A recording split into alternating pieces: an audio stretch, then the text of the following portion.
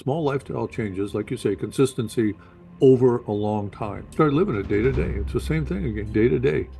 Just do it today, do it. And then Yep. tomorrow wake up and do it again. Worry about tomorrow, today, just do what you got to do.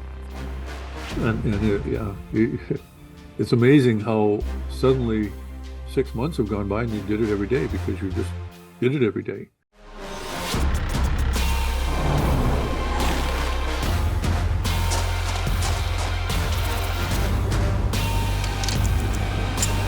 Welcome to the Mountain Tough Podcast, brought to you by Sig Sauer.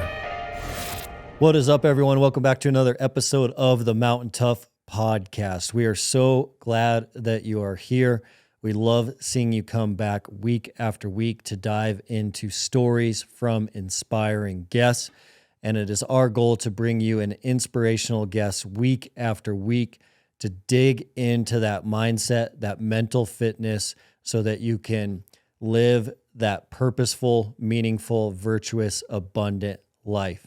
If you are a new-time listener or a loyal listener, and if you have a second, if you can leave us a ranking or review on the show, those do mean the world to us here at the Mountain Tough team.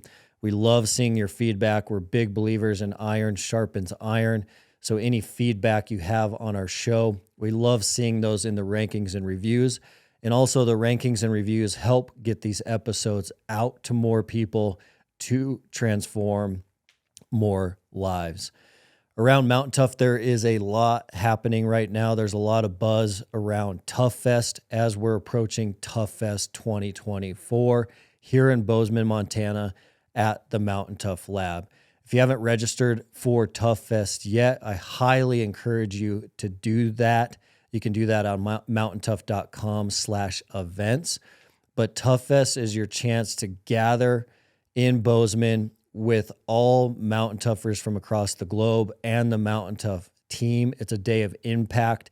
It is a life-changing day for sure. We will be doing outdoor workouts, indoor workouts, guest speakers, film premieres, but it's really all about impact and kickstarting your year of 2024. It is a day of life change for sure. We saw that in 2023. So if you're looking for some fuel in your tank, I highly encourage you to register for Tough Fest on mountaintough.com. If you haven't tried the app yet, also, all podcast listeners do get a 6-week trial code for Mountain Tough Plus. That is the app that streams across all native app platforms, so you can train with us on iOS, Android, any smart TV platform. All the Mountain Tough content is included there under one subscription. So all of our programs, whether you're a beginner, intermediate, elite athlete, or if you want to train with no gear all the way to full gear, is all inside of Mountain Tough Plus. And as a podcast listener, you can dive in there for 6 weeks for free using the code MTNPOD. That's Mountain Pod, all one word, all caps. And you can do that on mountaintough.com, click start free trial, then enter that code MTNPOD for 6 weeks to get in there and start sharpening those physical, mental, and nutritional skills. Transitioning over to today's guest, we are very, very honored and stoked about today's episode. Today's episode is with Jim Shockey. Jim is an absolute legend, an icon in this industry. He has been a king of the hunting industry for a long time. He's an award-winning writer, hunting television producer. But what I love the most about Jim is he decided early on in life he's going to chase his own mission, dreams, and passions, regardless of what the world says. And he's done a phenomenal job of that, living his life with purpose and meaning, and he lives a life of positivity. This is an episode you certainly don't want to miss, so stand by for my conversation with Jim Shockey.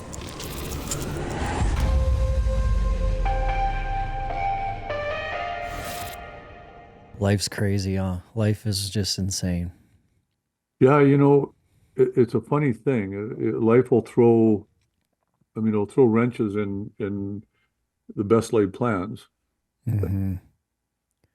But it also is a challenge that we're meant to face. And you have two ways of facing it. You can face backwards and woe is me. It's that classic example where two sons with a father who's alcoholic, and later on in life, the one son's a huge success, and the other one's an alcoholic like the father. And the one that's a huge success says that he's a success because his father was an alcoholic. The one Hmm. down in the dumps and failed at everything and is an alcoholic says he's down in the dumps and failed at everything because his father was an alcoholic. So you have two ways of dealing with tragedy in your life and sorrow and grief Perspective. and disappointment. And I mean, like I say, look forward or look backwards.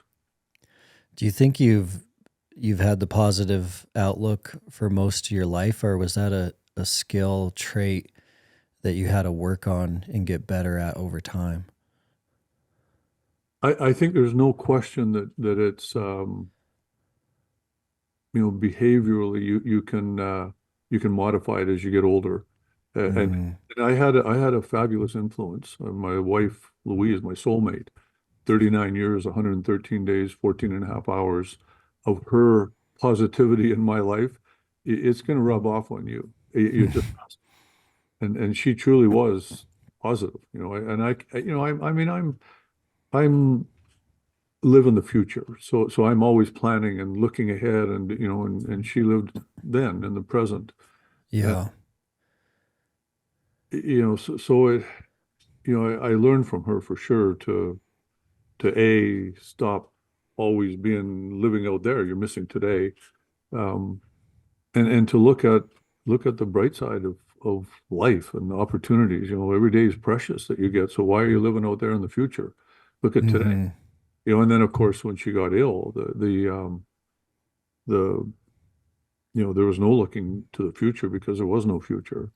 There was literally each day Day and by day. day to day precious. And I got a year and 11 months, and it went from day to day, to hour and minute to minute, and then finally second to second. And I mean that's every second was precious at that point.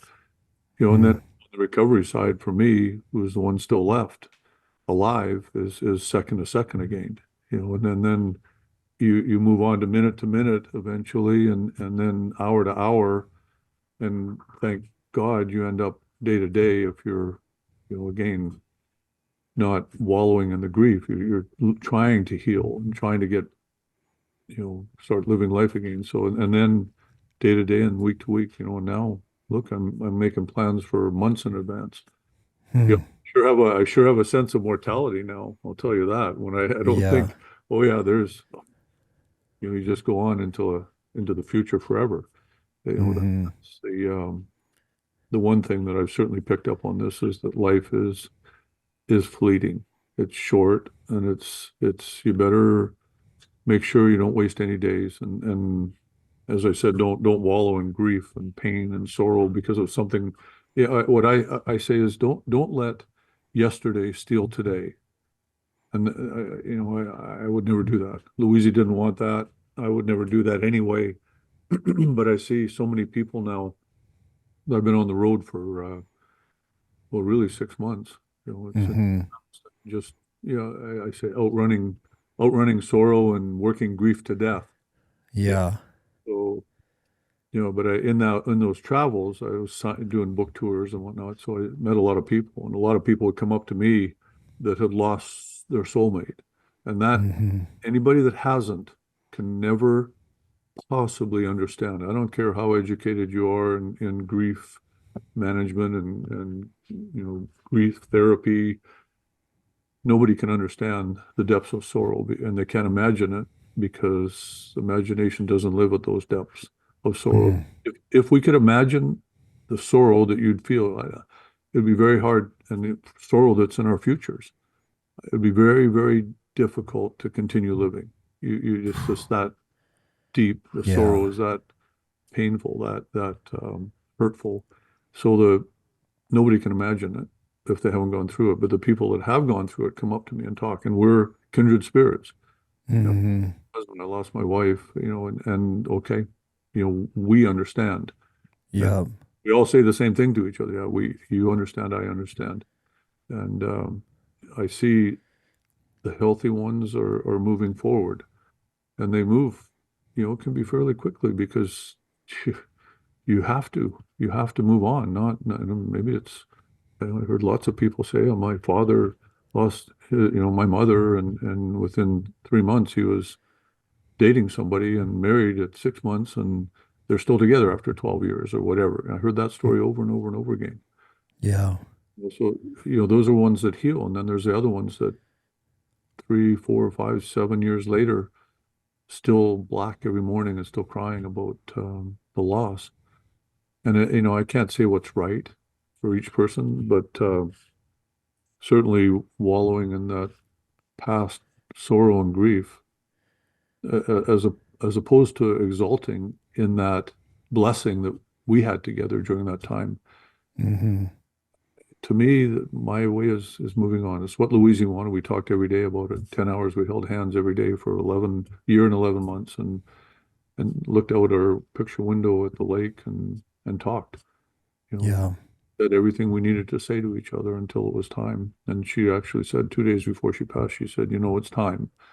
And and I said, I know. And she said that not because it was time for her to go, it was time for me to move on. It was time for her to go long before that. She was in such pain and was suffering. She stayed around until she knew I was ready. We said Already. every single thing we could say to each other, and she told me it's time. Time for her to go, time for me to move on. So that's, yeah, it's I wouldn't will what I went through over the last few years on anybody, my Hmm. worst friend. But Yeah. on the other hand, it's a precious gift to experience that. You can't know hope if you don't know despair. It Mm-hmm. has to be a balance. You have to have the one to understand the other. And I definitely have a full understanding of the opposite of sorrow and what it means and the joy that you find.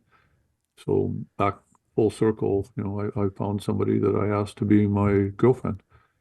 I'm sure there will be many people say, that's too quick. That's too, there's Yeah. my problem. And it certainly isn't denigrating my memories. Those that enchanted fairy tale that I lived for 39 years, 113 days, 14 and a half hours. Mm-hmm. Cherish that memories are all there. But, I can't make Louisa come back. I know as good as I am at a lot of different things and capable as I am and tough as I am, I can't bring her back. I Mm-hmm. can't do it. So, at that point, you either live or you die. It's your choice. And you Mm-hmm. you can be breathing but not living. So I choose to live. That's how's It's that ama- for a downer start to your podcast? well, it's amazing. It's from the intentionality standpoint you have on it now, because it is really difficult, I think, as as men. So as men, as entrepreneurs, business owners, protectors, providers. I have Mountain Tough, and we dig into mindset all the time, and how to have a resilient mind.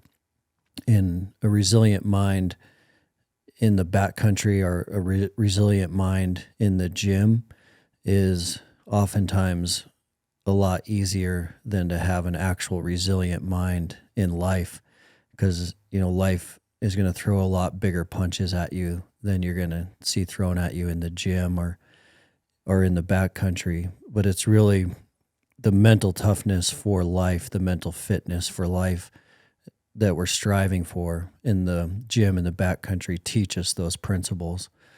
But it's application, execution that is really quite difficult, because actually being grateful for what you have each day and being grateful for what is given to you. And I think as an entrepreneur, it is hard not to get your head out of the future, the what ifs, where are we headed, what's going to happen financially, what's going to happen. And that stuff is so sneaky and so slippery that your head can get caught up in it. And instantly, every amazing thing that's happening today, you neglect and forget about. And so your intentionality is amazing. Well, I appreciate that. I've had a lot of years on those mountains to hone that intentionality. Yeah, and yeah, I mean, I've been gifted with. Let's face it, it wasn't like I didn't have choices all the way along. I never cheated on my wife once in that entire time. I was dedicated to her, you know, so when suddenly I'm thrown out in I don't talk about life things. The big picture stuff is, Mm-hmm. I'm a bachelor at 66. Going out in the world, it's like, are you kidding me? And I'm competing against you guys. I mean, I keep myself in good shape. You Yeah, I know. I'm in the gym, and I look after myself, and health becomes your job at one point, and I've done that. So it's not, when I got thrown into that world, it wasn't like, you know, I had a lot of good cards in my hand. You know, Mm-hmm. the celebrity side I'm known, but the biggest card was that I found, because I was dating and looking, basically hunting for a new soulmate. I mean, it's the same thing Yeah. with Louise when I decided at 26 it was time to get married, stop fooling around. Um, I went hunting. I mean, I went to a dance class because I figured that's got to be girls there. It's not like a bar. There can't be much competition. And I went to the dance class, and first time in my life, West Side Story. Louise was the teacher. There was 30 That's smart. women there, one gay guy, and me. I'm not the gay guy, but I was the second male. And, just for the record, clearing that up. Uh, 6 months later, I married the teacher. I just walked in and said, "Yep, and this is a great place, like hunting at a water hole, for goodness sakes." It's incredible. Yeah, Yeah. I couldn't dance a step. She was teaching West Side Story, the choreography. She was two-thirds of the way through it, so everybody in the class knew how to do it. I'd never danced a step in my life. It was 1984, the little tidy shorts, and I had a little white muscle shirt on, and I was, doing the tang across the floor, and isn't this fun? It's like, I mean, really just being cute, and like I say, this time was the same. I was last 6 months I've been looking, hunting, Mm. finding if it had had a criteria that I was looking for. As misogynist as it sounds, I have been used to being with a beautiful woman my whole married Mm-hmm. life. So that's was important to me. Someone who's physically in shape, again, important to me. So then after that, nice and elegant and kind and graceful and all those other elements. So I was hunting. You just Man. it's a like I say, you can sit at home and worry about what might happen, but then nothing ever will. Mm-hmm. So at home, I mean, I have buddies that are single and they can't find anybody, and they're looking. They go on Tinder and they put 20-mile radius, and quick story about that. I mean, I don't even know what you want to talk about, but you're talking. If you got me on here, I'm going to talk about what's going We're on with going. It's perfect. Yeah. the. So I was single, right? Suddenly I'm single and I'm a bachelor, and I'm going, wow, how do you meet somebody? And I'd heard about Tinder. So I said, okay. So I'm going to register on Tinder, and I phoned up a buddy of mine who's single, has been single for 10 years. And I said, what's this Tinder stuff? And he said, well, you do a profile, and he said, I put a radius of 20 miles on because I don't want to drive far. And and I said, how are you doing with that? He said, oh, I've met some girls, but not, nothing ever. And so I thought, okay, and I know he's not anywhere near as picky as I am. So I figured out 20 miles. So I wrote my profile out, and then I hid it so nobody could see it, but I could look at all the women's profile. And I changed the distance to the world. So now it's, Global. it's not 20 miles. It's every woman in that, age class in the entire world. And It's a and then, big change. well, I figured I'm looking for one in 100 million. So Yeah. 20 women around the world that might be in the right age class, maybe. That's because my wife was one in 100 million, 100%. Hmm. So I figured, okay, if I want to find that again, I better.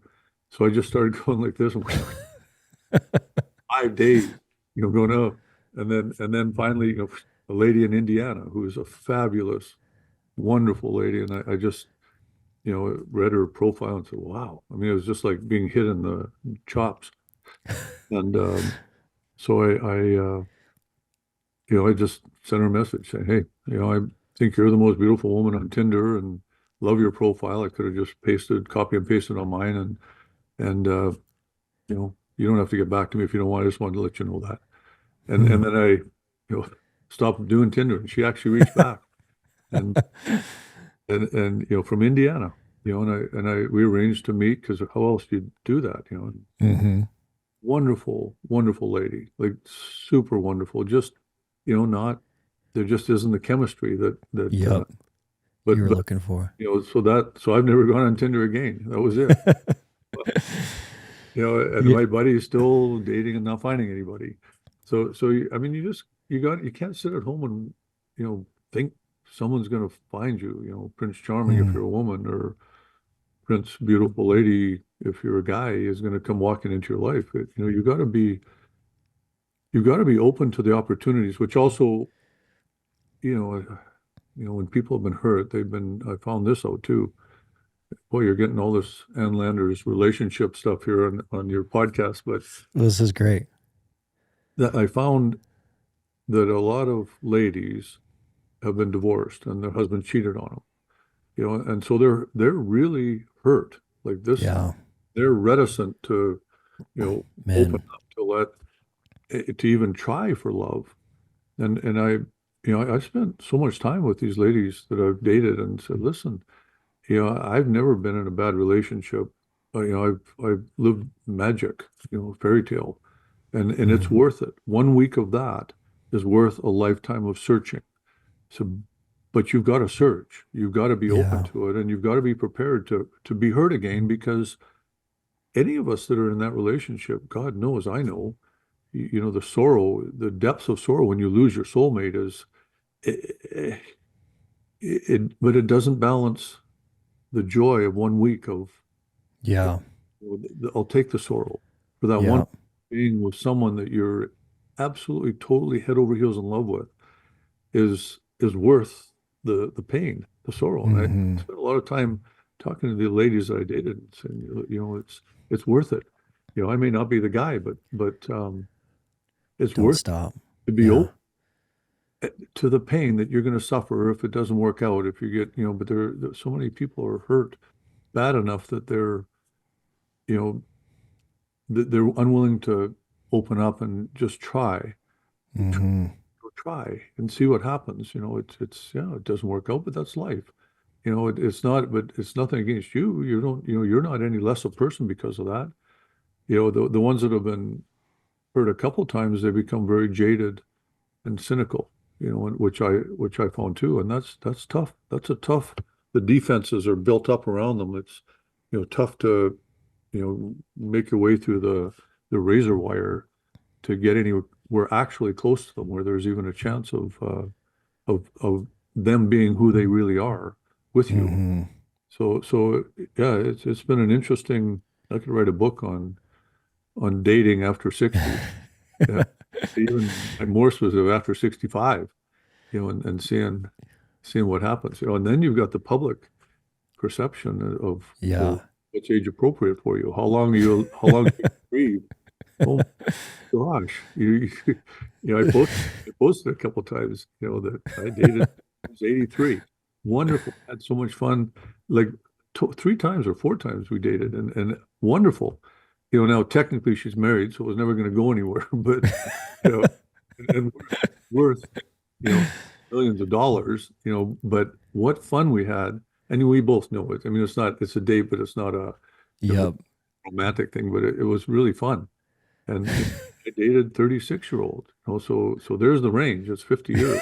Like, you know, oh my God, Oh man. people Like, judge. They just yeah. judge. Like, age. It's age. Well, you're too old. That's that part of it. But then there's the how long? Well, you haven't grieved long enough. Really? You weren't there for the year and 11 months that I grieved every single day with my soulmate. We shared the grief and the sorrow. And I Mhm. grieved to the point of the lowest depths and deepest depths of sorrow and blackness.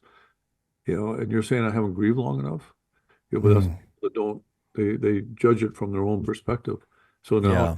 here today on your podcast, first time I'm telling anybody I have a girlfriend. And there'll be people out there that just go, "Are you kidding me? That's, 6 months. You should be suffering and wearing black." Well, I mean, I got the black on, but I'm not suffering. I don't want to suffer. I don't need to. I live true to that woman, cherish every moment, worship Mhm. the ground she walked on. And, that's not gone away. That my love for her has not gone away, my respect. Yep. But I also know I have to live, and she wanted me to live too. That's That's that's true amazing. love. When you set Yeah. someone free, that's true love. You don't keep someone after you're gone and expect them to, and if they want to, great. That's their choice. There's many people wear black for the rest of their lives, and many cultures were, I mean, heck, they're basically sent into the woods and left to die. So it Mm. all depends on the cultural perspective, but individually, yeah, I'm getting judged left and right. But is it really that important to me? I mean, they're going to cancel me? Are they going to hurt me in any way now? No. Say something mean to me and see if it hurts me. I've been Yeah. hurt. I've been hurt in a way that only someone that's lost their soulmate can know, which means every other hurt is irrelevant. It's not even a really go away. So it's yeah, it's like I said, I should write a book on it. If there's a You demand for it would be a humor book more than anything, I'm pretty sure. Oh my gosh. Hey guys, I just wanted to take a second and talk to you about nutrition and supplementation. There are a plethora of options when it comes to supplements that can be kind of overwhelming, so I wanted to let you guys know what I do take. So in the mornings, I am taking the Mountain Ops greens and the collagen right when I wake up, and that has been a game changer. I don't eat a lot of vegetables throughout the day, so adding those greens in the morning is quick and efficient, and I can really feel the collagen. In addition, I do enhance my workouts. My Mountain Tough training sessions are quite difficult, and so I do like to take the Enduro. It gives you a cardio enhancement that you can actually feel. And then I also like a little caffeine with my workout, so I'm taking the Mountain Ops Ignite.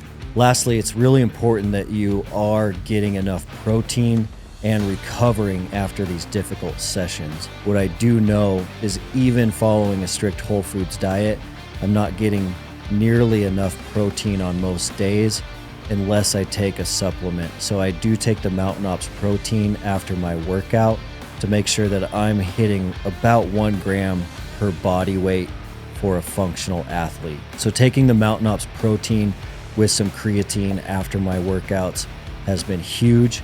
Those are the products I am taking and that I recommend.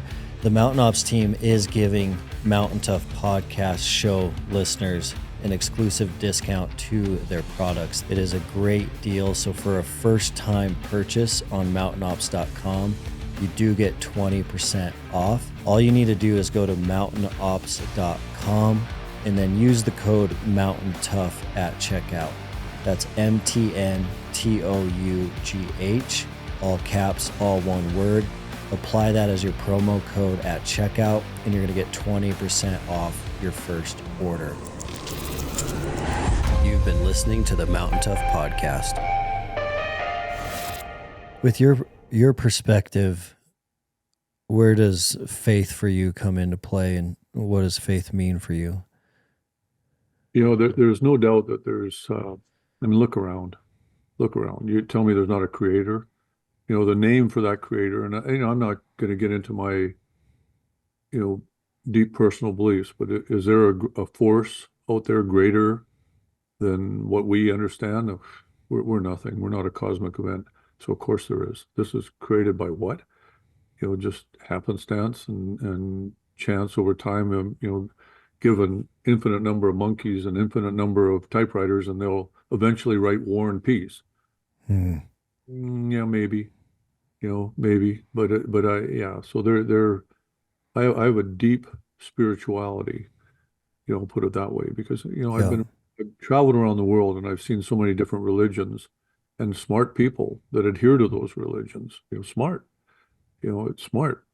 So I'm smarter because I have my religion and theirs is different. I think we all believe in the same thing ultimately, that there is a creator, whatever the name for it is, for her or him. And, I'm not judging those people for what they believe. They believe it. The outdoors, nature. Well, that's my cathedral.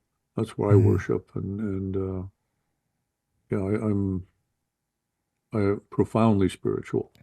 I believe when we're hunting, we're touching our ancestral soul. I believe in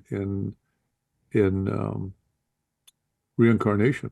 I believe that there I've been alive before, and many times before, and I think we all have. And depending on what we did before and where we end up, there's just and the scientists would say, oh, it's just recombination of genes and the adenine and guanine and cytosine and thymine, they all get together and you end up with something that was similar to what was at one time. Okay, great, that's science.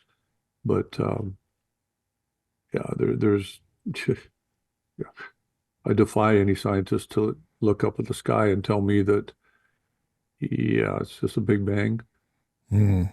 You guys haven't explained it quite fully yet, you scientists. So that Yeah. tells me that there's more. And so spiritual, absolutely. You think that eternal perspective helped navigate those depths of sorrow?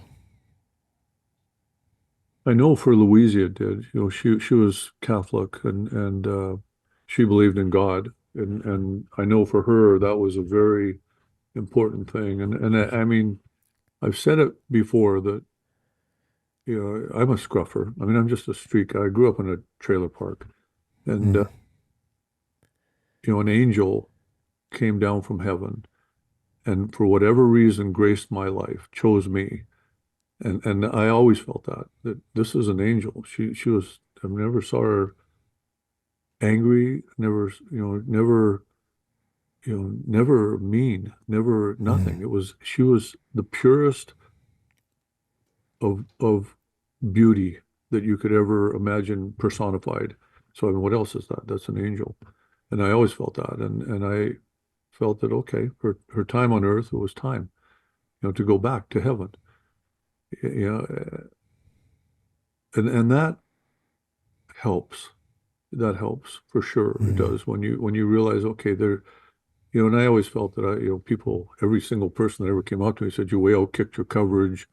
You married a station. I mean, I've heard every one of those thousands of times. I kind of believed it. So I mean, that's an angel came down and then had to go back for Mm. whatever reason. Maybe she was called back. Maybe she chose to go back. It was time. She always told me she wouldn't live long. I mean, Mm. how Crazy. did she know that? So her Yeah. faith, in her Christian faith, certainly, you know, was something that I embraced at that time too, and still do, still believe it. Mm. That I've written posts about it. What's beyond the sunset? Yeah. There's a beauty there that is unimaginable, and it's her. It's heaven. It's Hmm. God. It's divinity. All these things are, yeah. So I mean, it helps. It helps. The reality is you're still alive and you're still going to be breathing afterwards. And the harsh reality is there's not, no, I have to look after myself at that point. All the faith in the world isn't going to keep food on the table or keep me getting up in the morning or keep me from, you know, putting a gun to my head. Yeah. all the faith in the world doesn't do that. You got to do that yourself. That's got to come from within. And whether the faith is what you that holds you from doing that and keeps you moving forward, that's great. But you're still going to have to do something the day after, Action.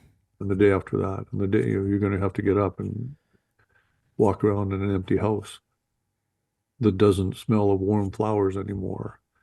That doesn't Yeah. have that joy of life, joie de vivre. It's just not there. So you have to dig deep inside yourself. No, all the faith in the world doesn't take care of the day-to-day routine that you have to still go through. What do you think was most helpful in that hour by hour, minute by minute, day by day, week by week stage? What was some of the things that were actually working? For the second to second after, I mean, it's PTSD, no question. I mean, my wife died in my arms, and I mean that affects you. It affects me Mm, still to this day. You'll never go away. That that second to second of trying to last after her last second to seconds are done. And mm, it, yeah, I mean, I held her as long as I could, and then I went down to our dock on the lake. The kids all went off to be together, and I didn't. I went on my own and sat on the lake, and I screamed. I just screamed, anger. to release whatever that pent up emotions are that are indescribable unless you've been there, and there's no words for them. It's a primal release of anger and frustration and love, and I mean, what word is Mm, it? I don't know. There is no word for it, and I did that for probably 3 hours. And that's where I went from the second to second to minute to minute. I mean, mm, it's the longest 3 hours of my life, and also possibly the most poignant 3 hours, because I looked across that lake that we sat on those chairs so many times and watched the sunset, and now is by myself and always would be, or never with her again, yeah. my soulmate. And those 3 hours, I just found enough of a peace that, okay, it's over. That's over. That phase of your life is over. The memories are still there. Everything you created together is still there, but she's gone. Mm, That part of your heart, well, it's just gone. And now it's time to, you can sit down here and scream and to really accomplish anything, kick and scream, throw a tantrum. And what really was accomplished positive, other than I got myself centered again. mm, I'm back to living. It's more than minute to minute now. I can, I'm gonna have to go up there and see everybody. yeah. Deal with my children. That they lost their mother. I lost a soulmate.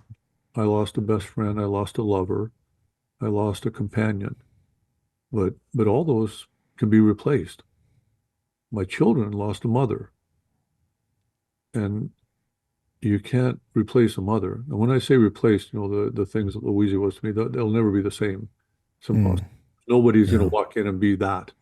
Be that companion, be that soulmate, be that lover. You know,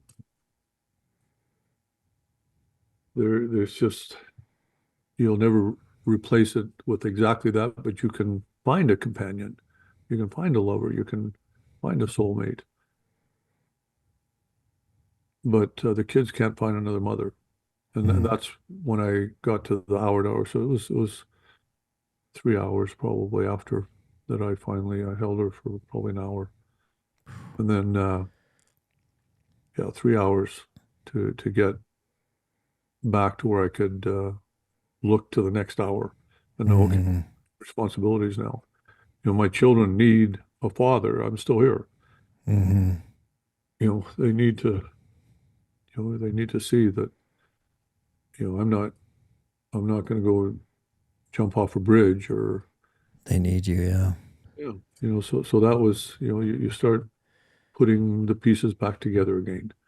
And that's why I went up and saw the kids and the family was around, our extended family.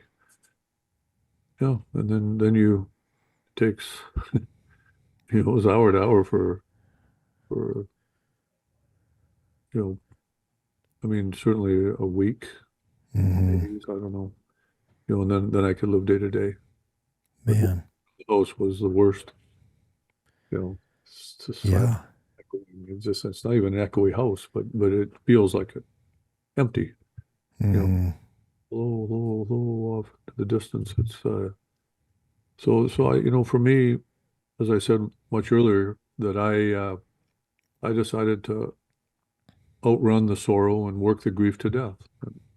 Okay, I've got a novel that came out right then, and I'm going Yeah. to go on a book tour of all book tours, the mother of all book tours, and meet people and be out there in the public and get hugs from people. I mean, in the lineups, I need 11 of these hugs a day for good health, and people would all laugh, but I was kind of half serious, so they would come give me a hug. I said, yes, it was, you just, you start looking for the joys in life and don't dwell on the sorrows.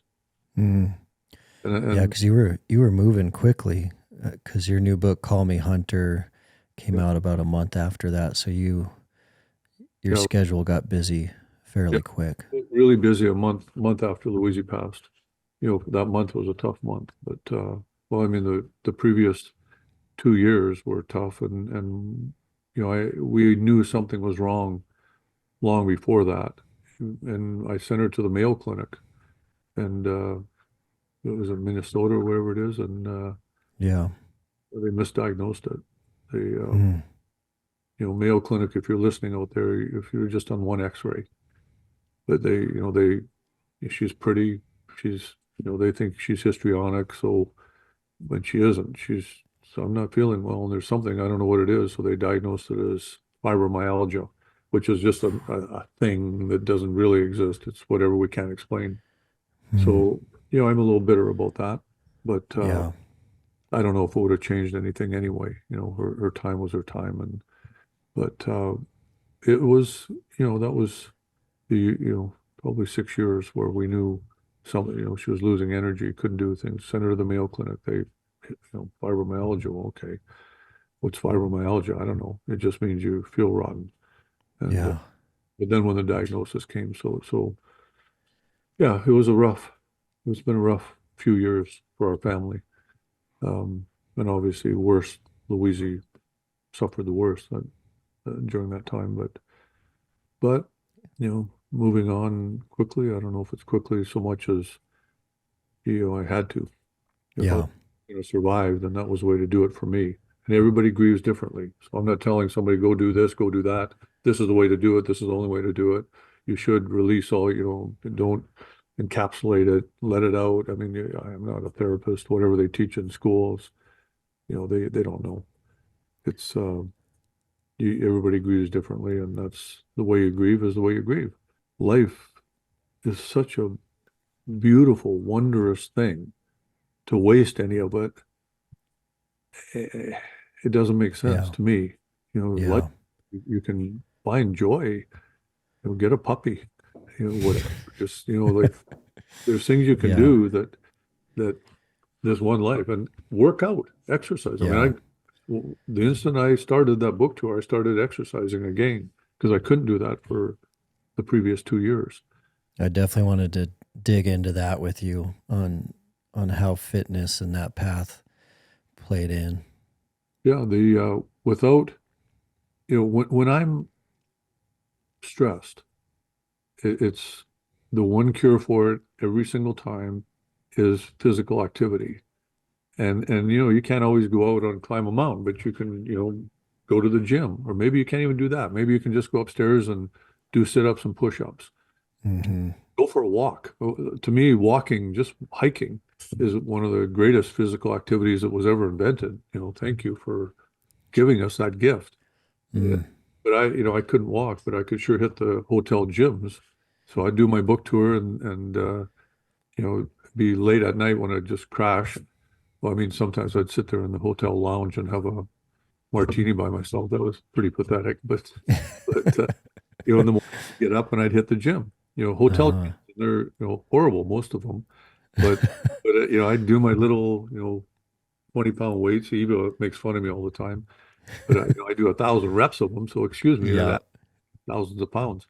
it But adds up. I absolutely 100% without physical activity, I would not be in the headspace I am right now. That was paramount for me, was to tie in back into the physical activity again, working out. And I'm not a gym rat. I don't, I do it because that's what's there. Yeah, I don't have the opportunity, but yesterday I went hiking. I yeah. went, down, I don't know, 800 vertical feet and back up again, and I don't know, 5.5 mile hike. So and today when we're done this, I'll go golfing and I'll walk the. Hmm. It's muddy. It's going to be a bitch to walk it, but I'll it's exercise. When I swing the ball or swing at the ball so many times, that's exercise too. But Hmm. physical activity is. I mean, I can't imagine life without it. I did it without it for 2 years, and I was unhealthy, stressed. I couldn't deal with it, the way I would normally deal with it. I couldn't. I had to be with Louise. I was caregiver, but um, but now, yeah, no, I'm back in the saddle and doing my selfies in the gym, trying to find the right. And then I post on social media. It's like advertising, right? Like, yeah, you know, look at me. So, I even went down to San Lucia, um, to a resort and got sun Hmm. for 10 days straight. Right? So I got a tan, Yeah. just things I haven't been able to do for a long time. It's the physical activity. When I was down there, I went to a place called the Body Holiday, and it's all about being in shape. So there's Crazy. exercise classes all day long and yoga and runs on the beaches and beach volleyball, but there's also a great gym that I could go to, and you get a massage every day. It's all part of the package. So Uh-huh. all I did, I mean, I get up, go have my two cafe lattes, and then go up and work out, and then go have four smoothies, and then go get a massage, and then it was dinner time, or sit on the beach, and then it was dinner time. Get And some sun. you just gave me a chance to you know okay, Re- no more running anymore. I'm done the running, and yeah, I recharge. found a new lady, so it was I don't have to run anymore. I don't have to outrun sorrow. I've done it. Can't catch me. Mm. Grief. Yeah. Work grief to death in that 6 months. Yeah, everybody deals with things differently, but physical exercise to me, I I honestly think it's the cure all. I truly believe it's the cure all. And anyone listening, I defy you to tell me differently. I see it all the time. Oh, my Yeah. knee is horrible. Well, yeah, you're 40, 50 pounds overweight. I don't know what it is. I'm feeling, well, because look, you're carrying an extra 60 pounds around your belly. You know, Mm. get rid of that stuff. Like just lifestyle changes. It doesn't take much. Stop eating bread, stop eating pastas, stop eating sugared drinks, fruit drinks. Yeah. Orange juice is full of sugar. You know, and get rid of, yeah, the bread and the pasta, and exercise. It's pretty simple. I mean, take in less calories into your pie hole than what you're using, and it doesn't take. Hey, baby, my dog's here with me today, but it doesn't. You can't do it overnight. It'll take months and months and months before you'll really see the changes. But Stick these are with it. not big changes. I mean, I wanted to talk. I ordered Parmesan French fries last night, so who I, here we go. But It's a balance. I'm also not a monk. I don't want to be Yeah. cloistered away just exercising all day either. I love calamari or calamar or whatever they call it. The squid deep fried. Yeah. I love it. Yeah. Love chicken wings. So I'm not gonna not. I love beer. I'm Yeah. gonna stop those joys. I'll just do more exercise. then I can have all those joys that I like. What not live on them, although I probably could. But It yeah, is really it really is the cure all a lot of times for stress and mental state symptoms too. I mean, anytime you're feeling down or irritable or in a funk and you just, walk into the gym and get some movement, so much of that clears up and it doesn't take much at all. no, no, it's just staying active. A gym is fine. That I love the gym. I go in there like I'm not really good at it. I do my little weights. My son Brandon, I think, what did he do? 3,000 chin-ups in 3 hours? Like, Oh, wow.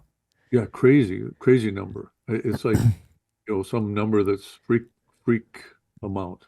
And Yeah. he looks at me and my exercising in the gym, and he just goes, "Dad, like, what are you doing? You're doing everything wrong."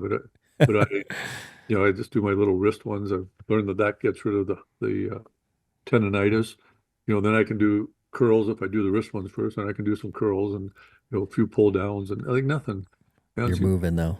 Yeah, yeah. So I'm not sophisticated at it, but I mean, I think for my age, I mean, I think I'm doing pretty good. I think I look Hmm. okay, which is important, and I think I'm physically able to climb a mountain if I have to. Not like I could when I'm your age, but so I don't know. I can, what I do is fine. So that's Yeah. the thing I think scares people off is they think they got to be, some sophisticated workout regime, and I guess for really extreme athleticism like you guys do, you need. Hmm. I see Cam Haines doing his thing. That's crazy. To me, Yeah. it's crazy. Like, wow. It's wild. But I'm not trying to look like that. And I just want to be able to climb my mountains and go hunting and live an active life and still Yeah. have chicken wings, and have beer when I feel like it. So So, much of it is, I think so much of it is just consistency in like all things in life. sure. I think it's, consistently training regardless of where you're at, like you did in hotels, trying to minimize those big breaks and you can have the best food in the world, but consistently you're eating cleaner and you're still enjoying life. Yep. But that's kind of like everything, consistency is king. I've used a ton of Bluetooth speakers over the years, and they all have never quite had enough output for me to really have an awesome home gym workout on a Bluetooth speaker. But the Turtle Box is in a whole new ball game. They have leveled up this product, so the bass and the output you get out of a Turtle Box is quite amazing. It's funny how we started using them at the lab. We had an awesome sound system at our new lab here in Bozeman. We were using it so much, we actually blew our brand new system out. We went right to the Turtle Boxes. And so we paired two together in the lab. And that was a lot of output for the Mountain Tough team and all of our testing to have phenomenal sound in our gym for a great workout with great music. We know there's a ton of Mountain Toughers training in their basements, in their garages, and I know a lot of you are looking for great sound to play some music in the background to your MGDs or your kettlebell diesel. This is a great product for you to check out. Turtle Box is at a whole new level. The bass and the volume you can get out of that box. It's a sweet product. You guys can check them out at turtleboxaudio.com. Again, that's turtleboxaudio.com. You've been listening to the Mountain Tough Podcast. People think they're going to see magical results. I get it all the time. I just started my workout program. We're doing it for 14 days. Well, your results come over a lifetime. You know, Mm-hmm.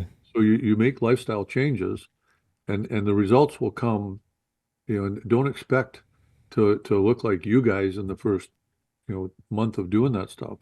Just small lifestyle changes, like you say, consistency over a long time. Yeah, trust the process Yeah, and it's never too late to start it. for People, sure.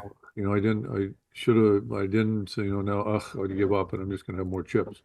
But it's never too late to actually just start that lifestyle change and yeah, be consistent over time. Mm-hmm. Doesn't do good to be disciplined over a month. Yep, You just need to be consistent over years. for And sure. it looks formidable when you're sitting there at the bottom part of the years looking ahead. But you just start living it day to day. It's the same thing again, day to day. Just do it today, do it. And then Yep. wake up and do it again. Worry about tomorrow, today, just do what you got to do. Yeah, it's amazing how suddenly 6 months have gone by and you did it every day because you just did it every day. Mm-hmm. You head for the 6 months because that's like, oh my God, how am I gonna work out every day for six? No, just today. I'll go work out today. And And there's all the synergistic impacts of that too that a lot of people miss. It's you 100%. start you're sleeping better, you have more energy, Yep. you're just a better human, and it's not so much about the training as it is about all the positive snowball effects that are going to start happening in your life. 100%. That exactly that it's yeah, the butterfly effect.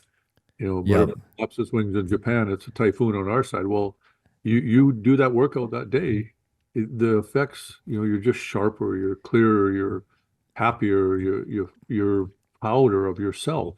Your Hmm. self-esteem goes up. All these factors that just make your day better. And like you say, you sleep better at night. That's if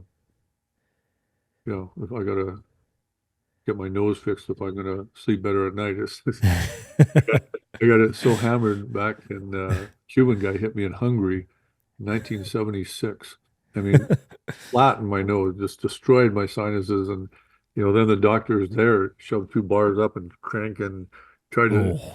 destroy the rest of it. So then I went back to Canada, and they said, "Oh my gosh, you've been pounded." So they put me out and hit me with hammers and to try and I mean, like there's my breathing, Oh, there's zero, nothing there. zero.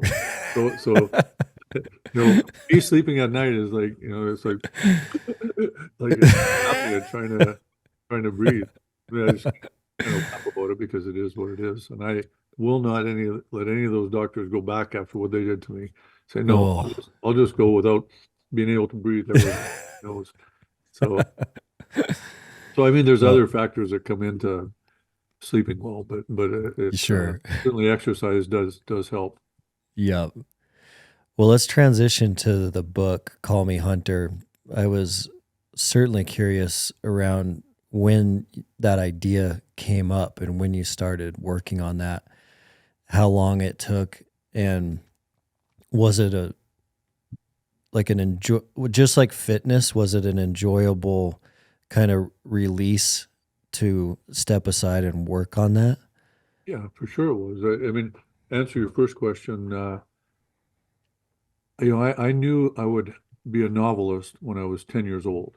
I knew I'd Mm. have my museum, my hand-to-man museum when I was 10 years old. Those are two things. I started collecting for the museum back then, seashells, pretty rocks, insects, fishing lures, things that were free. And well, free if I stole them from my dad's tackle box, my grandfather's tackle box. Um, and I tried to write my first novel when I was 10. I was an avid, like voracious reader by then. And I realized right away I just did not have the skills to do it. It's a craft. You have to hone that craft. Um, so I put that little novel aside. I don't know how many pages I got into it, and I kept collecting for the museum. And in the back of my mind, I was going to be a writer. So I took creative writing classes in high school and university. In high school, I was literature and I had to do I don't know something write creative writing. And my teacher kept giving me C's, C minus, C minus. So, and I thought I was a better writer than that in high school already. So I went to the back, and that teacher kept all the reports and papers that anybody had ever done through all the 20, 30 years he'd been teaching. And one of them, I was going through it, and one was Joni Mitchell. She went to my high school. Hmm. So, Joni Mitchell's paper, and there it is, A plus on it. So I go, I'm just gonna. So I took it and I plagiarized word for word. word for word, Joni Mitchell that he gave an A+ to. She's so creative and all that, even in high school. And I handed it in. And of course, he didn't remember. He read it C-. So No way. yeah, I said at that point, okay. So judging people that judge literature are judging the person as much as they're judging. I was a scruffy, long hair, Yep. the Yep. teachers, that guy doesn't have any higher sensibilities. He can't even write. Well, I thought I could. So anyway, I started honing the craft when I got out of, I published my first article in '84 um, for a hunting magazine. It was the first, there was my name, and I was so excited. And I wrote 1,000 articles over the next few years. And '96, I sat down and picked up my novel again. And I wrote the first words of Call Me Hunter, where Hmm. Zhivago is dead. I hunted him down and I killed him. And I wrote that first chapter. In And 96. I sat in 1996, Wow. and I sat there and I knew what I had to write, but I realized I had not lived life enough yet. Because my Hmm. novels is a autobiographical, fictional, abstract thriller. So I had to live the life to be able to tell the story of living the life. Man. So I shelved it. I said, okay, I'm not ready yet. I got to keep living. So I just went to town and lived a life really, truly beyond the pale for the next 25 years. And Yeah. well, 2019, October, Mozambique was my last international trip expedition. And November 2019, November 1st, I sat down and said, okay, I've lived life now. Now I have a story to tell. This is my story. And Hmm. it took me about 6 months. I think there was a break of about 2 months in there where I didn't really do much writing, probably hunting season. And yeah, 6 months. It was interesting because I lived in the characters. Hmm. And I can't say I was the greatest person to be around because my brain was the characters, and some of them were pretty evil characters, and some are wonderful, but they're all out of here, and Yeah, from all what you've based on seen. real people, but a lot of them were inside me, not the evil stuff, but Hmm. and so yeah, so I lived in that world. I mean, I lived in the Call Me Hunter world, our world, the art, the Yeah. underground and the art world. And I mean, I loved it. It was fun. Writing is almost cathartic for me. I love, I can put things down in that I can't articulate verbally, but I can if I write, I can I can rewrite it till it's till the words just flow. They've Hmm. got to flow. When you speak, unless you're truly an orator, Yeah.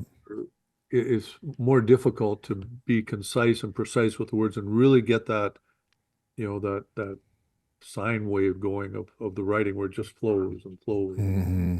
words, are just the perfect words in the perfect spot. I can do that if I write, but you write, rewrite, write, rewrite. Yeah. Um, Refine it. yeah, refine it right down to when you end up with the final product. And then, of course, you got to get an editor that finds that, still like this. So Yeah. they even touch up. They said, no, that word doesn't work there. That sentence, maybe just shorten it, add, so they'll add that 2 cents to really. And I had Emily Bessler, who was the rock star of editing. So Hmm. she really fine-tuned what I thought was already fine-tuned. But Yeah. yeah, she'd send me pages of changes, and I go through, and she was right. She was right about the changes. How So, many hours a day were you working on it? I would start at 5 in the morning, 6 at the latest, and I'd write till at least noon. So, 6, 7 hours in the morning. Sometimes I go to 2 in the afternoon, and then I go do something physical. But I did that 7 days a week. I Hmm. did take a 2 month break in there where I put it aside and then came back to it. So really, it was 4 months of solid writing every single day. Get up early and write. I mean, I'd get up sometimes at 4 in the morning and just start writing because Hmm. I was at a spot that Excited. I wanted to get through that. 'Cause Uh-huh. I loved it. I was putting down my story. So, and I jokingly say it's my story, and it is, but so it's about 80% fact, and the 20% that would put anybody in jail, that's the fiction part. So it's, and I And kind of it's wink, wink, nudge, nudge on that. But no, I love the writing. It was, I was pretty disciplined about it, and part of the reason is I've heard other great writers. You know, the difference between a writer and everybody else is the writer actually writes. Everybody wants to write a book, and many people want to write a book, but they don't. Why? Because they don't write. But you mhm. sit down and you got to write whatever words come out of your brain. That's the words for the S- day. And I'd always try and do 4,000 words. The novel's 130,000 words. So do the math. It shouldn't take very long to do mhm. a 130,000 word novel if you're doing 4,000 words a day. It's just a lot of the words are garbage. So It's the next day you read it and consistency. go, you got to cut it down to 500 and back over again. So you probably finished that in 2020, and then it took a few years to get it out onto shelves. Well, sure, because here's the problem. The writing world is an interesting world. I mean, it was a new venture for me, something I wanted to do, was curious about. And Hmm. it's a different industry. But you can write a novel, and so what? You have to get it published. Well, how do you get it published? You can self-publish, which I didn't want to do. I have the finances to do that and could have made a lot of money self-publishing. Hmm. But I wanted to know whether I was really a C minus, literature student, or if the teacher was just screwing me all the time. Am I actually a good writer? And the only way you know that is if you can get it published by a big publishing house. So I Hmm. said, I want Simon and Schuster. They're the biggest of fiction. So I want Simon and Schuster, and I want Emily Bessler, who's the best editor. So Hmm. that's where I was sitting in 2020. Emily Bessler didn't have a clue who I was. Simon and Schuster didn't care. And I quickly learned you have to have an agent. So I found an agent that would actually read it, and she read it, and she had her reader, actually her readers read it, because Hmm. she gets 1,000 manuscripts a month, and then Yeah. unsolicited. So they have to go read through that, and so then the readers, the 13 readers, gave her a note saying, yeah, this book's good. So then she contacted me and said, okay, I'll sign you on. So now I had an Hmm. agent. That took that took about a year to get. Wow. Well, they got to read it. I mean, it takes Yeah. 1,000 manuscripts a month for everybody. There's like 1.7 million books published every year in the United States. 1.7 million, and Insane. they're not published. That Yeah. were written. And well, they all try and get published by getting an agent. So anyway, then it was now we had to get Simon and Schuster to actually read it, and that took at least a year and a half. And it was, you know what? It was Jack Carr. It was not my agent. It was Jack Right. Carr who, because I sent him one. I mean, I knew Yep. Jack was standing there when he got the call from Chris Pratt, to option Terminal List. Him and John Dubin and I were standing there. It was like, yes, Chris Pratt. It was his big deal. His book wasn't even out yet, Terminal List. He So knew he wanted Pratt too. it's what? He knew for a long time he wanted Chris Pratt, and Yeah, he got exactly. him. He knew Yeah. exactly who he wanted to play the part. And Amazing. James Reese. And when we were standing there, I told him, I said, look, I'm going to write a novel too. I haven't written it yet, but I'm going to get it. I've started it, but I'll finish it. When I do, I'll send it to him. He said, yeah, absolutely. Because, he wasn't as famous or as big time in those days. So he had more time on his hands. So yeah, I wrote it and I sent it to him, and Jack read it and absolutely loved it. So Hmm. which is never done in the literary world, he went out on a limb, way out, and sent it to Emily Bessman and said, "You got to read this." And He Emily, got it to Emily. yeah, what an amazing guy! It can Yeah. never thank him enough, because he's the one that actually did the heavy lifting, and he took a chance, because writers just don't send anything. They don't, everybody has a friend who I wrote, can you get it to publish? Well, you don't do it because it's probably not very good. And Yeah. you don't want to take a chance that you wasted that much time with your publisher or editor. But Jack did. He stood up for it, and he I just an amazing guy. Good, He's an good. amazing guy. Yeah, Yeah. he pays it forward, and I'll do that too if I ever get the opportunity someday. So she read it, loved it, and that at that point things started happening. Then there's a contract, and Mhm. What a process. yeah, took forever. But to me, it was Yeah. forever, but it was 4 years. Yeah. Before it finally came out. Well, 3 years, and but I mean, it's just editing took a year. Like it just everything just takes a long time in that world. Just Yeah. read my book. You can do it in 2 days, and then give me an answer. We'll fix it. It'll take another week, and it should be out, and we'll have it published in a month and a half. No, years, years and years and years. So the Does next it, book, I have a 2-book deal, so I'm supposed to write a second, that's a what I was sequel. curious about. They Yeah, I call was me. curious about book number 2. It's all the stories there. I just have to sit down and write it. I've been a little bit, busy this last couple years, and then Mm. when I was out hunting, looking for, somebody that I could share with my girlfriend, um, I was pretty busy. I couldn't. It's amazing how much texting you have to do nowadays. I wrote. I should just take all my texts I've done over the last few months and just publish those because Yeah. it's actually pretty funny. It would be really funny actually. But It is a lot of texting now. yeah, you just there's no way I could have written a book and go found another lady to that I'm interested in spending as much time as I can with. Who knows, right? Hmm. You don't. I just know I'm all in on it because I know, like I said at the beginning, 1 week of true love is worth a lifetime of searching. But it's not conducive to producing a sequel to Call Me Hunter. I'll tell you that. It takes Yeah. time.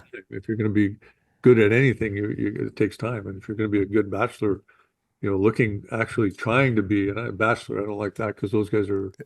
It's not. I was actually looking for another soulmate. Soulmate. Yeah. So it's yeah, that takes time. But now as things smoke settles and I've got, like I say, a new girlfriend that's very supportive. Then maybe I'll be able to sit down now and write that sequel that I still owe Simon and Schuster because I signed the contract for it. They made the mistake of not putting a deadline, so That's good. yeah, that's really good. Mountain Tough is the fitness app trusted by the dedicated. Mountain Tough ethos is backed by we've always wanted to be the best in the world at helping our customers become more mentally tough. So inside the Mountain Tough app, you're not only going to find all of our physical training programs, but you're going to find additional training as well so that you can stay sharp physically, mentally, spiritually, and nutritionally. The Mountain Tough app also allows you to train no matter where you are, anytime, anywhere. Additionally, the Mountain Tough app is going to have programs from beginners all the way up to elite athletes. And all of our programming is structured in a way that you can start with no gear at body weight, and you can go all the way up to programming that is full gear. So you can do that in a robust home gym or your local gym. There's no excuse for you not to start today. With Mountain Tough, you can conquer your goals with the ideal program for your lifestyle and schedule. Train with equipment or just your body weight on your phone, tablet, TV, or web browser. Most importantly, Mountain Tough will help you train your mindset so you are always ready for anything life throws your way. Mountain Tough is offering the Mountain Tough podcast listeners an incredible offer. 6 weeks free on the Mountain Tough app. All you need to do is use the code MTNPOD to redeem your 6 weeks of training. That'll be a 14-day free trial plus a whole additional 4 weeks of training. Just go to mountaintough.com and enter code MTNPOD for your 6 weeks free on the best-in-class physical and mental training app.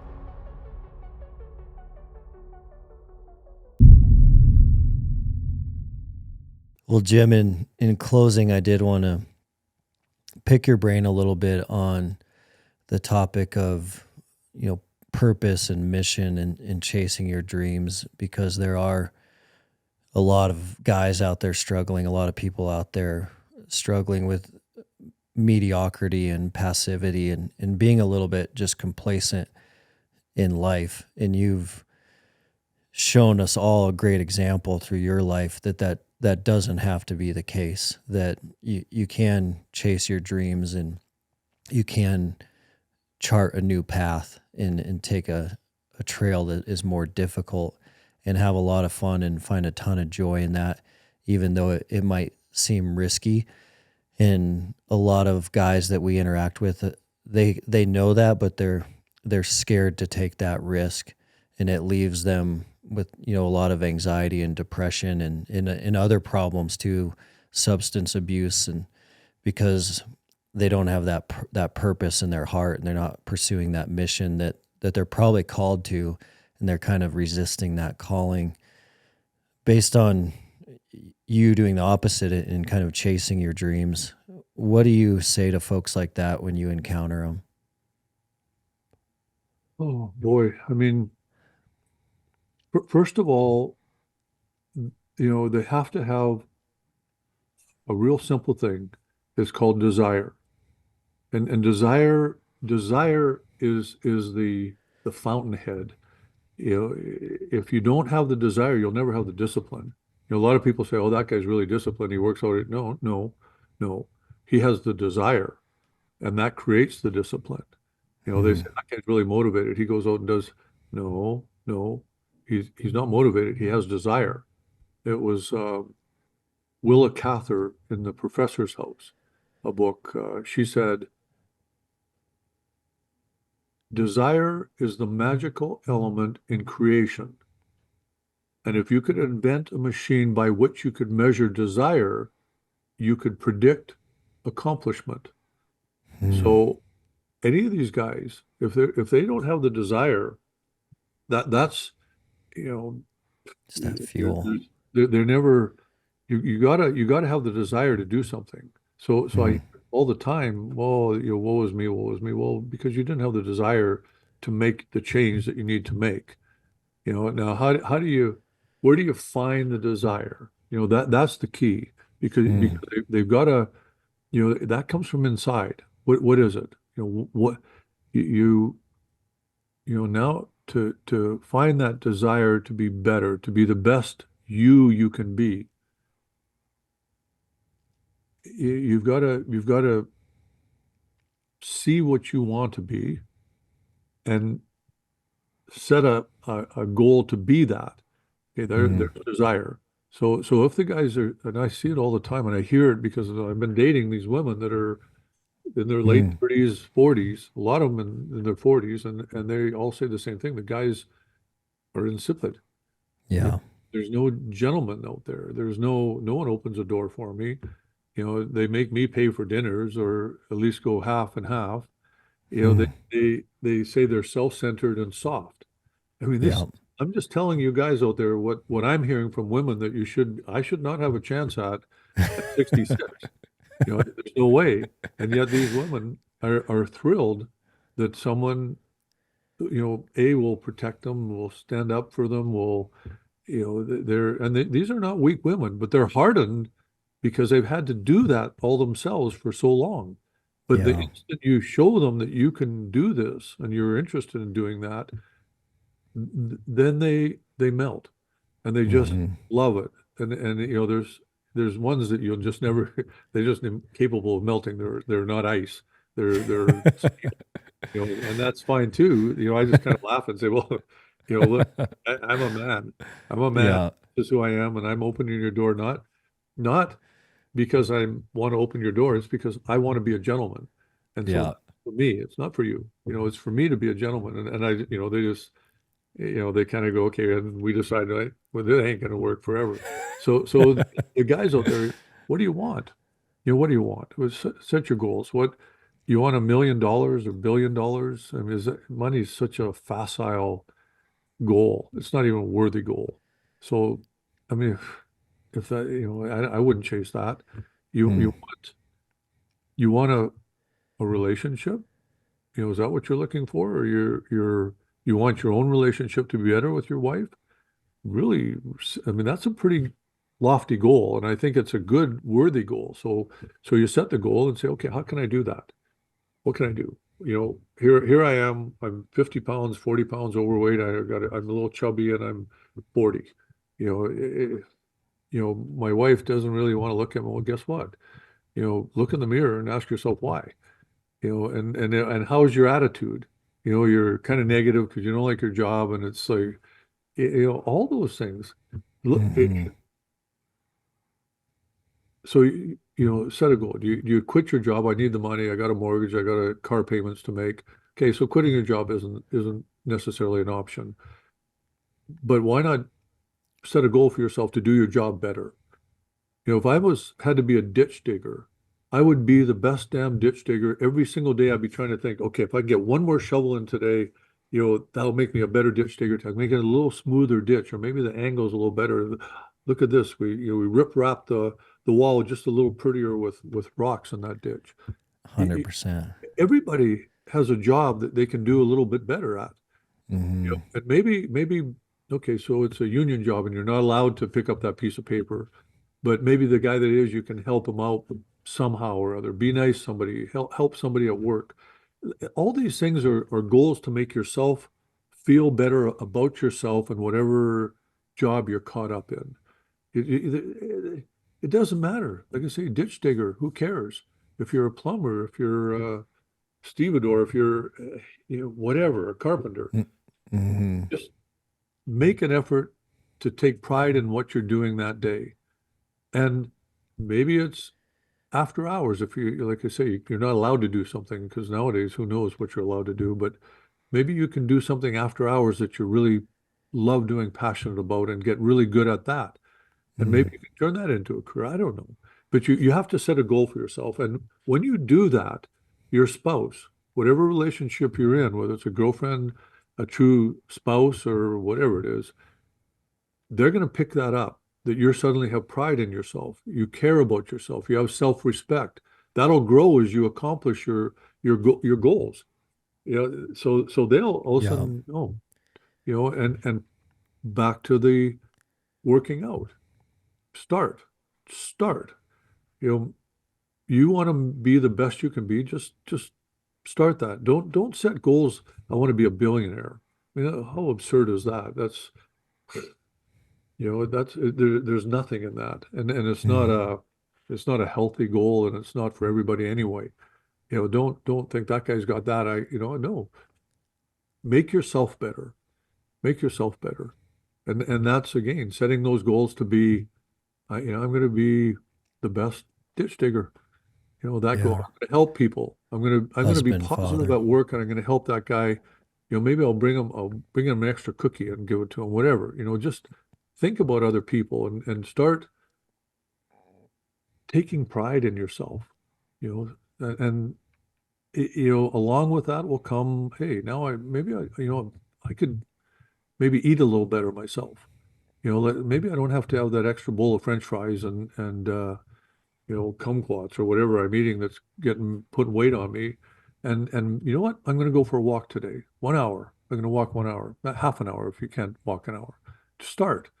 And you'll see your relationships with whoever you're with will pick up. You don't have to go inject yourselves full of steroids and be to get Hmm. your wife to attract you or to be attracted to you, a marriage that's maybe going soft. Just take care of yourself, take pride in yourself, and know your self-worth. Your worth it's and you have one life to live. So why are you wallowing in self-pity? Just go live it. And guys that have been hurt, their wife cheated on them, and so they're left alone, and they're, wow, it's me. Come on. That means that you've got opportunity. Hmm. Now you've got opportunity to change your life, start it over again, do it right, and the first thing you got to do is look after yourself. You know, again, take pride in yourself. And there's no fear of failure in that. The fear of failure comes when they set a goal. I want to be a billionaire. I want to have a Lamborghini. Well, really? That's a goal worth. Of course, you're going to feel like you're unworthy because how many people actually attain that goal? And they probably started way back in high school, as an entrepreneur, and you're not.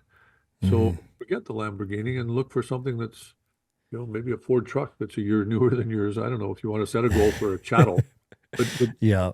mostly set a goal for yourself. Just be better yourself. You be better yourself. Everything else, it's funny how, oh, suddenly the boss notices and you get a raise, you get a promotion. Again, these are the side effects that we talked about on Yeah. working out. You sleep, Yeah. you sleep better, you're smarter at work the next day. You're not all dopey and dozy and suddenly you're Cognitive. more aware and more aware gets noticed. It's yeah, positivity, positivity. Just know that today is a wonderful day. It's a wonderful, fantastic day, and it's the next one in your life. So how fortunate are you living in our worlds today? Nobody has a reason to be moping around and feeling sorry for themselves. Are you kidding me? These are the best Yeah. countries on the planet to live in. Mm. The best economies, even though it's, we can bitch and moan about certain parts of it, and maybe we're not that thrilled with the leadership, but Mm. still the best countries to live in. So Yeah. waking up into that country with full of opportunity, and it doesn't have to, like I say, it's back to yourself. Take pride in yourself. Know your self-worth. You are worth something, and it's a ton. It's a life.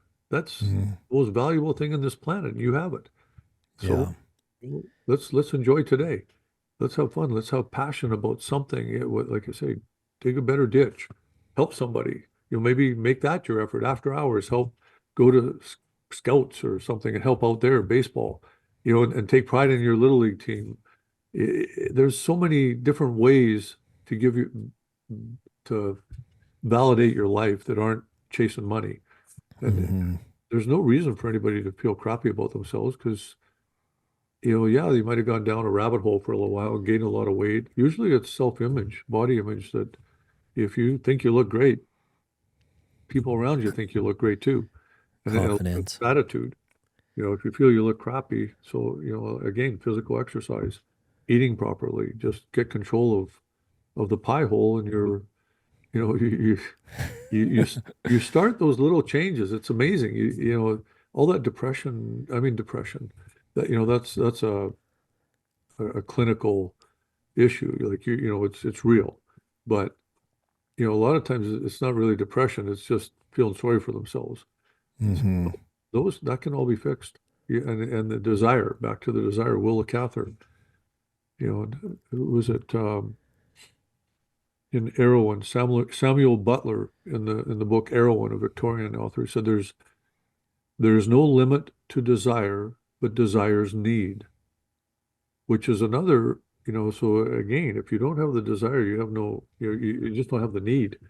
But if you really want to fix yourself, if you want to do better, you want to be healthier and enjoy life and have your relationship stronger and rekindle love, just desire it. You desire Hmm. that's your need, you'll do it. But you have to desire it first. And that's the part you know, they have to want to fix themselves and be fearless about it. I mean, fear. What a wasted emotion. Hmm. Fear of what? Yeah. What you should be, if you're going to feel fear that you're going to run out of life here if you keep on the pathway you're going. Life is such a precious, wondrous thing, and you know, never waste a day in fear. Fear of what? Failing? You that's you because you tried.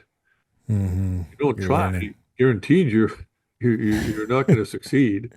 So it's I don't know. I never feel fear on anything I do. I can feel trepidation. Okay, this one's going to be a close call, or I'm going to go in after this Cape buffalo, Yep. but it's not fear because fear freezes you. You can't react in a given situation if you're feeling fear. Anger is the same Mm. thing. Yeah, why feel anger? Well, you can't get in a fight and feel angry. Let him be angry, and you just punches lights out. Well, he's all angry. It's they're wasted emotions. Yeah. There's no fear. You can't fail because you're still breathing at the end of it. What are you going to die? I mean, if you're going to jump out of an airplane without a parachute and hope that somebody throws you one down, you put it on as you're falling. Yeah, you know, you're going to fail, but Yeah. you're not going to fail at trying in life, trying to be better yourself. Just better yourself. It's easy. Yeah. Brian Johnson, he wrote a book called Arete that is all about going after your heroic potential, but he has a story in that, a metaphor, analogy, kind of parable that talks about what true hell could potentially look like. And it is a man on his deathbed, and he did not pursue his desires. He did not like strive and struggle to pursue his desires. And he's on his deathbed. And right before he's going to take his last couple breaths, the door to that room opens, and it is himself, but it's the heroic version of himself. It's himself that actually took those risks, worked on himself, challenged himself, chased those desires. So right before his final breath, he gets to see himself if he would have taken that other path, and then he passes. Yeah, him that could have been. Yeah. It's powerful. I mean, it's just a great parable of exactly what's going on.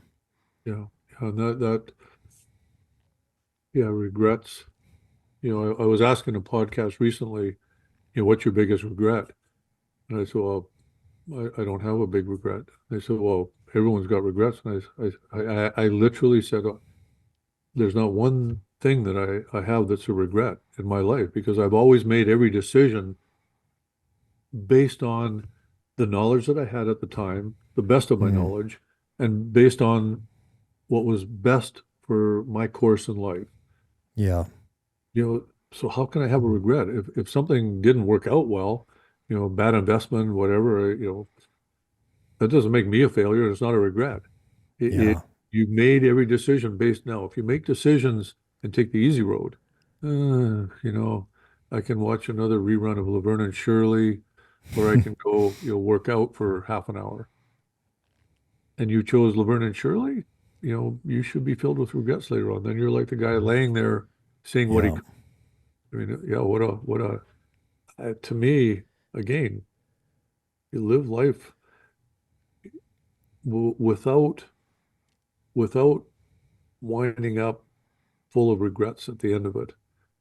So every decision you make today, every decision you make, it's you can make it and be wind up with regrets for making that decision, or you make it to the best of your ability and say, that's my decision, and I'm doing it. Hmm. Make sure that your decision is what's best for you. Should I have another popsicle, and another ice cream cone, or should I have a, head of lettuce? I don't know. Pick Yeah. pick something. It's you. That's your choice. And if you're going to Hmm. have ice cream cone and you gain another 2 pounds that day, yeah, you're living a life that's going to be full of regrets later on. And Hmm. that guy laying there looking at what he could have been. Eat the Yeah. eat the lettuce. It's just as good. It's fun. Life's precious, so why? And is it any better because you ate the ice cream? No, you're filled with self-loathing when you ate the ice Yeah. cream cone because you didn't have the discipline to not eat the ice cream cone. You know, Yeah. so it's and you end up with regrets and filled with self-loathing. So I don't know. I mean, I sometimes laugh about it all because it's not really that complicated. Hmm. Life isn't really that complicated. Yeah. Yeah, there's lots Yeah. of challenges thrown at you, but so, I don't remember reading anywhere that life's supposed to be, a bowl of cherries, a box of chocolates. It's not. It's meant to be challenging. We're For sure. meant to face those. That's animals in the animal world. That's what they do. The strong survive. Hmm. Ones that don't. You stand around the water hole and go, oh, my best friend just got eaten by a crocodile. You're going to get smoked by a lion. You know, Yeah, there's no time for that. yeah, your best friend just got eaten by a crocodile, so quickly grab some water and get the hell out of there. You know, Yeah, now you know it's safe. Sorry, buddy, but I'll find get another best moving. friend. So, Yeah, I mean, that's the animal world. It's a pretty harsh world out there, but there's some good lessons there, though. there's lessons. Absolutely, Yeah. there is, and yeah, but it's not complicated. Everybody listening out there, it's not complicated. Just make the change right now, today. Start Mm, eating better, get rid of the starches, go for a hike, go for a walk. just start. No matter how heavy you are, go for a walk for half an hour and do it tomorrow again, but don't worry about it tomorrow today. Just do it Mm, today. Tomorrow when you're yeah. there. And you have that choice, my popsicle and ice cream cone or my head of lettuce, make the right choice. Mm, It's simple, simple. It's not hard, and your whole world will change for the better. yeah. Everybody around you will suddenly take notice of what a better human being you are, and literally your life will change. That positivity around you that you created by your own desire to be the best you can be as a human being. Yeah. Yeah. That ripple effect for sure. Well, Jim, thank you so much. I appreciate you being on the show, and it is an honor for me to get to chat with you. And you're an inspiration to so many, and it's really inspiring kind of the journey you're on now and you remaining, positive after the loss of a soulmate, and you're inspiring a lot of people through how you're handling that, and you unpacking that for everyone today was super helpful for me and others as well. And just thank you for being who you are. Well, I appreciate that, but I don't know how else to be anybody else. So Yeah. what you're going to see is what you're going to get with me. Is just who I am. I don't. There's no facade, and I don't have any razor wire around me. It's just here I am. Yeah. Like it or don't like it, but it's me. So I appreciate that, and I accept your thanks. But like I say, it really truly is just me. Awesome. Well, thank you. And it's awesome to see your book launch. I have not read it yet, but I did get it ordered, and I'm very excited to dive into that.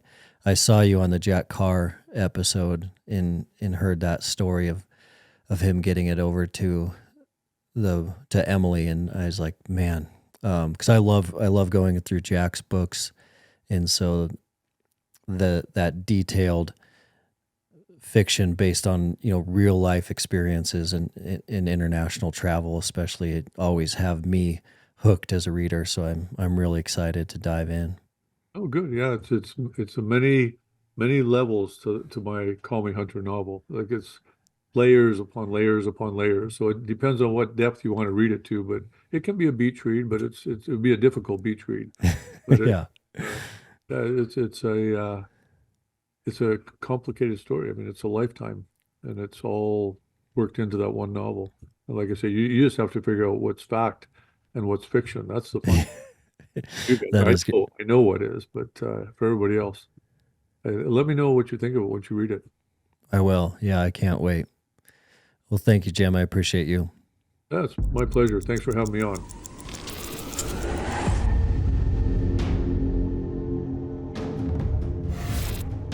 Thanks so much for listening, everyone. What a life-changing episode today from Jim Shockey.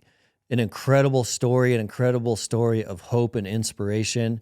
I think the huge golden nugget takeaway for me was how he talked about navigating the deep sorrow, the loss of his soulmate, the way that he is handling that and talking about that openly in the public spotlight is so inspiring. The way that he's staying positive. He does acknowledge how hard it is, how hard it was, where he went from minute by minute, hour by hour, week by week, day by day, month by month. But he took those action steps. He took that solution focused mindset that we talk about all the time, and he applied that to his life in such a painful moment. But you can hear from listening to him today how that positivity and that solution focused mindset worked. And now you can kind of see that light in his eyes. You can see that energy in his voice. And he is on a trajectory now, and he's going to live the rest of his life well, even though he went through an extremely painful experience, the loss of a soulmate. Phenomenal episode. I encourage you to listen to this one again and again, especially those first 30 minutes. Anytime you need some inspiration or hope, make sure you check out Jim Shockey's book. It is available now. Call Me Hunter. I have my copy ordered, and I'm stoked to dive in and read that. And if you want to learn more about Jim, check him out on Instagram, Jim Shockey Official, or his website, www.jimshockey.com. Thanks so much for being here. We love you guys. If you haven't checked out the Mountain Tough YouTube yet, make sure you check us out at Mountain Tough Fitness Lab. Have a great day. Stay dangerous, and we'll see you next week. Thanks for listening to the Mountain Tough Podcast. We'll see you next week.